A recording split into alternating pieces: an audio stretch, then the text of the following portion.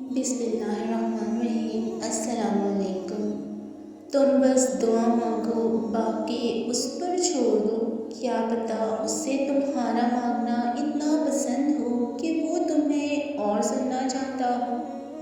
اللہ سے دعا ہے اس رمضان المبارک کے صدقے تمہاری ادھوری دعائیں قبول فرمائے، اور جب تمہارے ذہن میں تہجد پڑھنے کا خیال بار بار آ رہا ہو تو سمجھ جاؤ کہ تمہاری دعاؤں کی قبولیت کا پروانہ مل چکا ہے، تمہاری دعائیں قبولیت کا درجہ پا چکی ہیں۔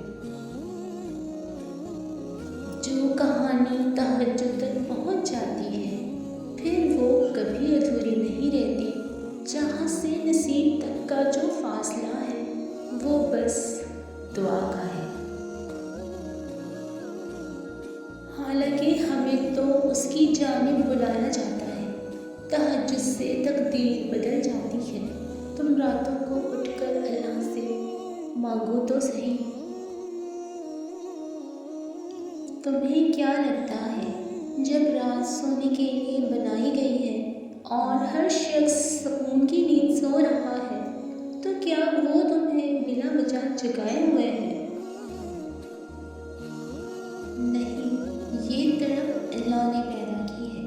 ہر چیز نصیب کا حصہ ہے، پھر چاہے غم ہو یا خوشی۔ ہم سوچتے ہیں کہ ہم خود اللہ کی جانب جاتے ہیں۔ جب تمہیں کوئی امید نظر نہیں آتی تو وہ تمہیں تہجد کی لگن لگا دیتا ہے اور ایک نئی امید جگا دیتا ہے۔ ایک درد بھری رات اللہ کے روبرو بیٹھ کر گزار دی جائے تو زندگی کی باقی راتیں جاگ کر گزارنی نہیں پڑتی۔ اور جانتے ہو سکون کیا ہے؟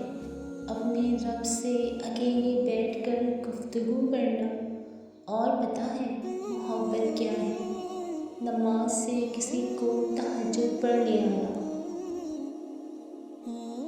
کتنی پر اثر ہوتی ہیں وہ شدتیں جو ہمیں تہجد تک کھینچ لاتی ہیں۔